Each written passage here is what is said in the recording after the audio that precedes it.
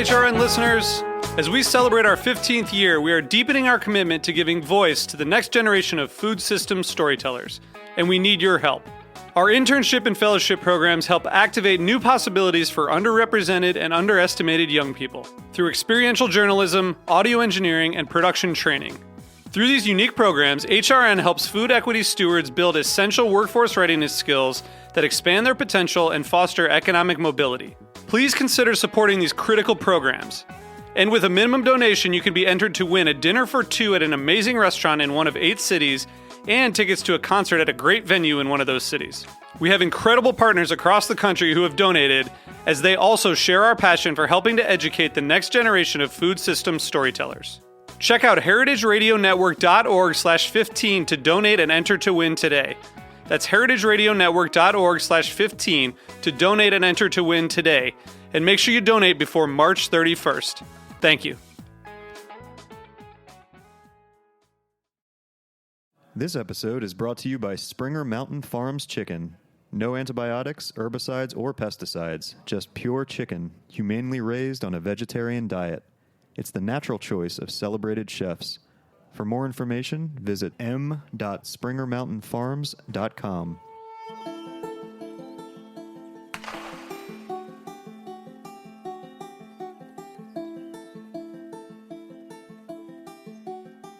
Hey, and thanks for joining Heritage Radio Network on tour. We're your hosts. I'm Caity Mosman-Wadler, and with us... And I'm Jack Inslee here, loving my time so far here in Nashville. We're like, what, half a day in? A full day in? We're coming up on the 18-hour mark, I think. The 18-hour mark? Yeah. We've been living hard these 18 hours. Living really hard. Loving everything here, though. We're in this amazing courtyard right here. There's a Beyonce concert in town, so that's part of the atmosphere in Nashville today. I'm feeling a little sadness. Spoiler alert. That we're not going to see Bay tonight, but maybe we will. I think that, we're at some classy places this evening, and, we might just be hanging out with her later. We'll keep you posted. We'll see. At Urban Grub right now, though, and the chef we're going to speak to today, I've been told, is a real Renaissance man. That was the phrase that was used to describe Chef before we met Chef. But Caity, I'll let you tell us a little bit more about Chef. Well, I'm really very, very pleased to introduce Chef Edgar Pendley today. He is the executive chef of Urban Grub Fresh Fish and Aged Meats in Nashville's 12 South neighborhood, where he's known as a quality fanatic in sourcing produce, meat, and seafood, and also for running his own in-house butchery and charcuterie program. And I will just say that we have been feasting so far on an amazing charcuterie plate that included some duck candy, some ring bologna, a delicious cured smoked salmon. Yes. So it's really been a treat so far, and there's more to come. I just want to say, Chef Edgar, hi, and thank you so much for having us here tonight. Oh, it's my pleasure. Excellent. That duck candy was out of control, as was the andouille. All right. So I'm going to pass it over to Jack, and he's going to do a round of rapid-fire questions, and just let her roll. These are easy. This is easy rapid fire. No gotcha moments. So what we've been asking all the chefs, simple. Last great bite that you had, literally, if you can think about today, like the last great thing you ate. I was in the dish room earlier, and I scraped some hash browns off of a pan. That was the last one that I had. How recent was that? Like 20 minutes 30 ago? minutes ago. Excellent. This is a fun one, and you got to be honest. What is, as we speak right now, in your refrigerator at home? Like, walk me through it. Milk. Eggs that are definitely bad. I don't even eat eggs because I'm allergic to them, but my girlfriend does. And there's something growing out of the freezer. And a half-drank 2-liter Coke. I don't know how long that's been in there. The carbonation. I think they stopped making 2-liter Cokes, actually, so that's like at least 6 months old. That's the whole contents of that is actually it completely. Wow. Yeah. Excellent. All right, moving on. Favorite childhood meal? Like, what comes to mind immediately?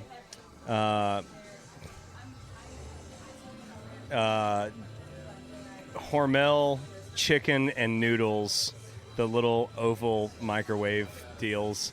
Or my mom used to make these burritos that were like enchiladas. Super, Dude. old El Paso, straight up, like taco seasoning, red sauce on top, and yellow cheese. It's the second enchilada answer we had to that question today. Really? Yeah, Wow. That's incredible. You mentioned chicken. That's awesome. Springer Mountain Farms is the reason we're here today. So I got to ask you, what are you doing with chicken? Nashville's obviously like a chicken town. We ate Prince's as soon as we got off the flight, as one does. As you should have. Yeah, extra hot. I think I'm just over it now. Did you say please and thank you and ma'am plenty of times? It didn't matter, but Yeah. I mean, You still had to wait 2 hours. it was an hour. Yeah. A solid Yeah. hour. But what are you doing with chicken here? What's your take on chicken? Well, we do we do a lot of things with chicken. Actually, we use the chicken at least 3 times to maximize as much profit out of it as possible. So we only buy whole birds. We do a whole smoked bird, and then from the smoked, we do a pulled chicken that goes in our club carbonara, and we also take the tenders out of them to do hot chicken and waffles. We do some chicken force meats. We do a chicken boudin, where we bone the whole birds out. We do a fried chicken skin right now that we don't actually have on the menu because we're out of this evening. But and then we take all the bones for roasted stock, and then we wash them out after that again. So we get full maximization out of a bird. A chicken's worth. Yeah, with chicken's worth. Awesome. What would you say your proudest piece of produce in the kitchen is right now? What is it, October 2nd today, right? Yeah, October 2nd. It's all terrible. Yeah. Yes. Produce is pretty much done here for us. But there's the gourd market, right across the Well, street. we're all in pumpkins now. So we've got plenty of gorgeous pumpkins, but it sucks. I mean, we basically wrapped up our local produce season in the last 2 weeks, right before I got on the road to do Cincinnati and then Euphoria and then be in Atlanta. We shut our portion of the produce stand down. So up to that point, we were growing about 6,000 pounds of tomatoes a week. So pretty wild, and then it just cut off. Right. So now we're selling out of chicken skins. So now we're selling out of chicken skin and hoping people like pumpkins and squash. Awesome. But yeah, we got a bunch of beautiful pumpkins and butternut squash and stuff like that back there. Yeah. Yeah, sweet. All right, last one before we let you out of the rapid fire. What's your post-shift drink? Water. Great answer. I don't drink. Yeah. So Cool. I mean, I don't have a problem. I just don't have time. Yeah. Awesome. So. Sweet. All right. You survived rapid fire. Thank you very much. Thank God. No gotcha. Has this questions. ever actually killed anybody? No. Okay, no, well, they're, that's they're good. softballs. That's good. Yeah. But we will be right back. We're here in Nashville. We're having a blast. This is Jack and Z with Caity Moserman, and we will be right back on Heritage Radio Network. Stay with us after this quick break. This episode was brought to you by Springer Mountain Farms Chicken. For almost 50 years, Springer has been family-owned and family-run. Today, there are over 300 family farmers raising birds in Georgia's Blue Ridge Mountains. Many of them are second, even third generation. They're committed to doing things the right way. Springer was one of the first poultry companies to forego the use of antibiotics, and they've embraced other humane practices too.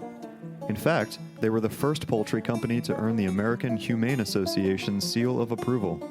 Springer has also led the way in testing for and eliminating all herbicides and pesticides from the chicken's feed supply. Springer Mountain farmers know what's best for your chicken. We're into that. Better feed, better care for the animals. It just makes sense. From their family's farms to your family's table. Springer Mountain Farms. For more information, visit m.springermountainfarms.com. So we are back. We've been having some warm feelings about lobster in the meantime. You are listening to Heritage Radio Network on tour on location in Nashville, Tennessee. And our guest today is Chef Edgar Pendley of Urban Grub. So, Chef, first, I have to ask you about the space because I know you had a big hand in the design and the actual construction of what we're in. But is it true that this actually used to be a car wash? It's still standing as a car wash. The Wait, middle where? of the restaurant is actually the original wash bay where the kitchen is. Wow. Yeah. Yeah. So you had it already plumbed up and ready Well, to go? it was easier to plumb because it was a pit where it all drained downwards. So we had a foot to start the drop off on the runoff water. So Wow. yeah, So I've heard that they call you the maintenance man. I am in fact the How maintenance man. Did you develop these abilities in addition to obviously your culinary talents and your butchery talents? How did you get started in this kind of design and construction? Well, I have a degree in construction management from Middle Tennessee as well. Basically, when the bottom dropped out of the economy in 2008 or 2006, 2008, the company that I was working for, I was on the road opening hotels, and they said, "Hey, you want to move back here and get another degree and open a hotel where you're getting that degree?" And I was like, yeah, sure, why not? So they actually paid for both of my degrees. Wow. So, that is the way to go. Yeah. You can swing it. That's yeah, amazing. right? How lucky. Debt free. It's the way to be. Okay, and what about the smokehouse? What's going on here with that? The smokehouse. You're doing your own curing and smoking here? Yeah, we do. We do quite a bit of curing and smoking. We go through about 650 pounds of bacon a week. Anywhere between 400 and 500 pounds of andouille a week, and then about another 100 pounds of this ring bologna on top of it, as well as about 3,500 country hams a year. Wow. So it's not technically a smoke house, as in like what Alan Benton has. Okay. It's not a big roll-in room. Yeah. But we do use vertical smokers over elapsed periods of time. Okay. And then they hang in a curing room after that. So Okay. we're actually in the middle of building a butcher shop at the moment. It will have a full smokehouse for us there. So we're getting pretty excited about that. That's amazing. It'll be in the wholesale and the retail business, as well as it'll be a bakery and a charcuterie and a patisserie as well. So it's kind of like Ganesh. It's got like 9 arms, you know what I mean? And when you were kind of getting started in learning about charcuterie and meat curing, what was the first thing you made where you really felt like, this is it, I nailed it? Andouille. Yeah. Yeah. We actually started making that. We made about 10 pounds a week out of like a tiny little number 12 KitchenAid grinder, or whatever you want to call it. And then we went up to like a one size larger than that. And we really thought we were doing it hard when we were doing 50 pounds a week. And now we're making 600 pounds of it every week. And it's terrible. There's just meat everywhere, just constantly. The grinder that we use puts out 65 pounds a minute. What? Wait. 65 It can grind you, 65 pounds a minute. What does 65 pounds of ground meat look like? Like, can I hold that in my arms? No. It's basically like a full giant tub. Yeah, it's half of Matt. Wow. I think he's What do you- insinuating what it's do you put it 130 in? pounds. Yeah. I'm calling bullshit on that. What is it? What kind of container is it going into when you're pumping out 65 pounds? a They're minute? meat totes. They're actually designed for meat. They're like they're stacking. They're called Okay. meat lugs. You literally lug them around. There are companies that manufacture meat totes. There are companies that manufacture nothing but meat manufacturing equipment. Wow. And for a place, I mean, you're not a sausage factory. You are a restaurant. I like to be thought of as a sausage factory, you are, though. But that's incredible. About 100 pounds a day. Wow. That's, Sometimes a little more. But that's only 2 minutes worth on the grinder, not even. Yeah, Just, right? You know. It's no time at all. It actually has really force. flying. It actually has a lot of force to it. If you don't cover it with your hand, it will just spatter all over the wall sometimes. Yeah. Yes, it does quite often. Like, I had meat all over my face this morning. It's like, whoa, blowout. It's like picking it off. And then I lay down at night, and the dog and the cat like stand over top of me, and they like slow licks. That's what I call them. It's like I wake up and they're just kind of like looking me in the eye and just kind of. Yeah, right. Yeah. Oh my Yeah. God. All right. Well, that's a little bit of a gruesome yet awesome set of images Yeah. that you're leaving us with there. They're all sustainably raised hogs, though. Well, speaking of sustainability, can we talk a little bit about the green building that we're in and what's green about it? How are you involved? It's okay. So, like 90% of the products from the original building were recycled. All the doors and windows and stuff came out of other buildings. This lumber was all pulled out of an old barn in Franklin, Tennessee. I've got. We're actually taking down our hydroponic tomatoes in the back because that was a failure of a project. It's one of my big shaming moments. Wait, what? I want to know what happened. We had Tell us the we had these story. tomatoes growing in buckets in the back, but it's just a failure. They would just get super viney, and then the birds would come and rape our tomatoes all day, and then the squirrels would come to fight with the birds, and it was like varmint territory back there all the time. And I was like, it was such an awesome idea, and then such a shitty result. I'm so sorry. We literally created a war. It was just spoiled tomatoes and varmints all over the place. Like so, all the worst of Bambi. Yeah, all right. At once. Oh my God. Oh, sorry. Yeah, What a wreck. I know, right? All right. And then the squirrels nested in the roof, and then 9:30 at night on a Saturday night, I've got a squirrel running through the restaurant, and it's just mayhem. And so the mayhem just had to stop. Yeah. But yeah. All so right. Well, I'm glad you tried anyway. We did try. That sounds like you really gave it the old college we try. we I did indeed. commend you for that. Yeah. Maybe next time you can try something that has A little more maybe some simple. thorns, Yeah, maybe or some thorns indeed. Something a little, Thorns. a little more violent. Right. That Yeah. contend with the regional varmint territory. All right.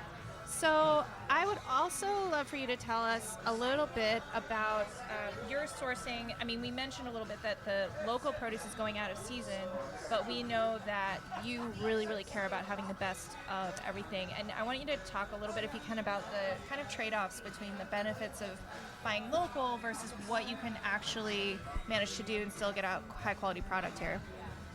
So during the year, during growing season, we contract a Mennonite farm and they raise 157 acres worth of produce just for us. Wow.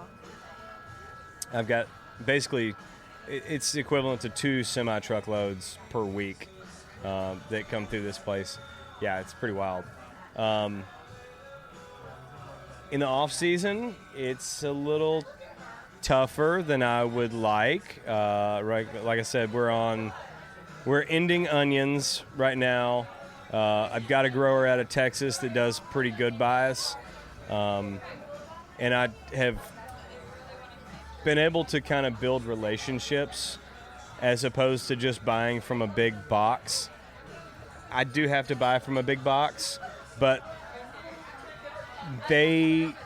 our big box seems to do a better job sourcing than the other really big boxes. Okay. Okay? The more big like a blue medium box. box? Yeah, Yeah, it's we more know like a that medium blue box. one. So the blue box we try to stay away from. Okay. We buy some flour Uh-huh. and some like canned stuff from them that we know quality and we can buy on price on. Yep. But for the most part, we stay in that medium box range that has the ability to maintain relationships without just putting the screws so hard to everybody to maximize profit.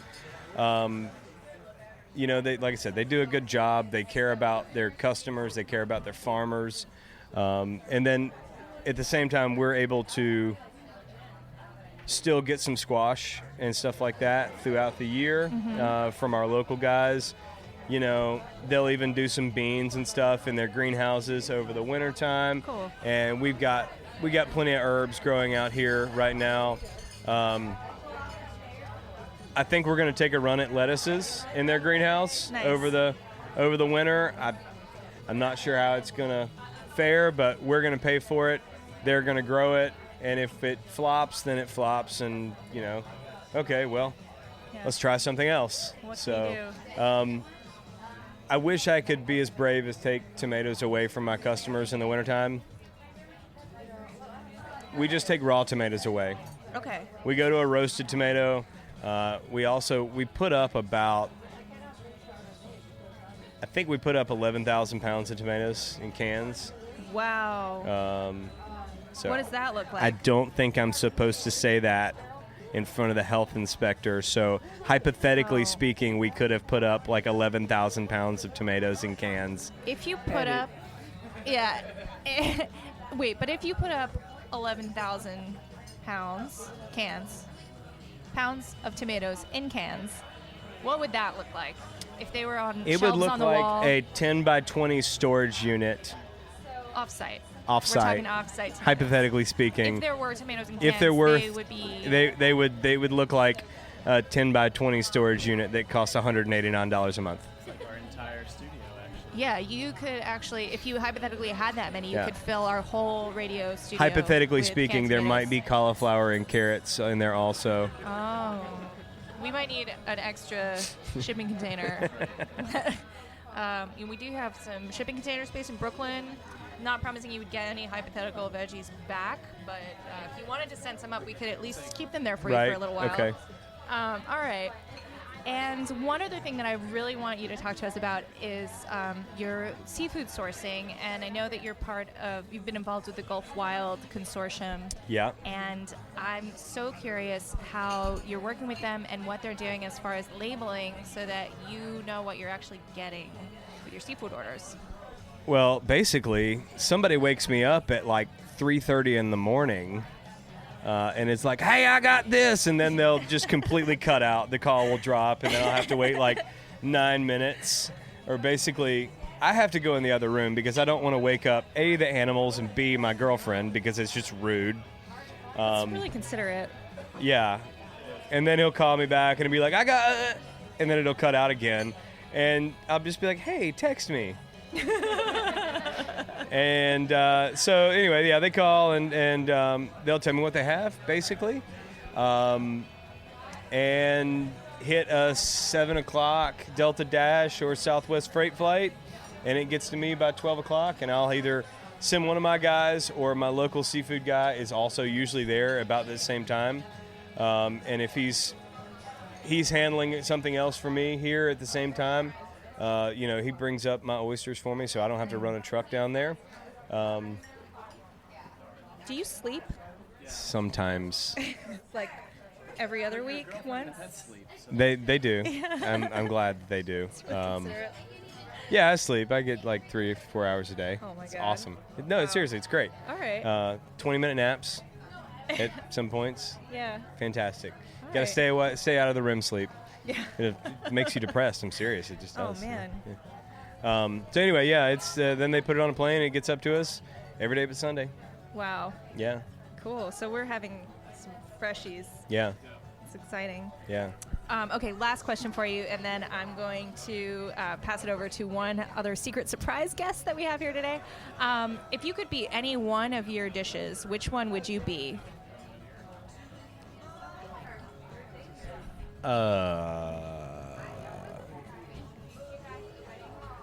I would be a bowl of buttered noodles. Why? Because they're delicious. Cool.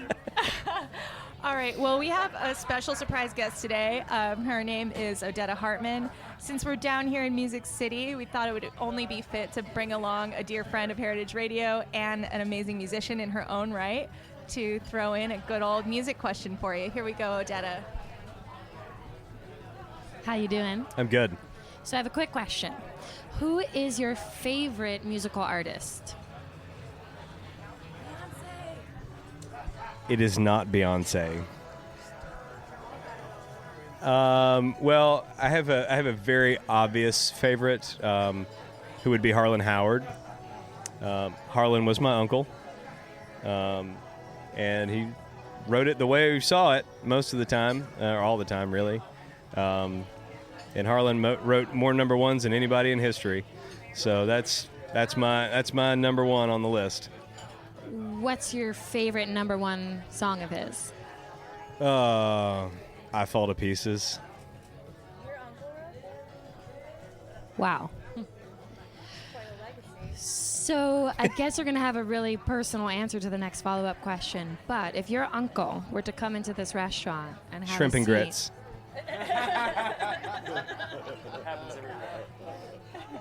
Where is he from? Oh, God. I want to say it was Ohio. I really don't remember, to be honest with you. Yeah. He's been gone now for 10 years almost. So. Well, thank you very much. That was, Yeah. I'm blown away. Well, we have one more closing speed round segment here before we let you go. Do it. This is easy stuff. This is actually the easiest question ever. We do a segment with all the chefs. We say it's called Big Ups. Give you a chance to big up somebody else in the community, in the Nashville scene. It doesn't have to be a chef necessarily, but Okay. anybody doing great stuff around here. My big ups? Yep, yours, yeah. That's Big right. Tandy. Big Tandy Wilson and Pitmaster Pat. All right. Yeah. How come? I think both of those guys pretty much embody everything that's great about local food. They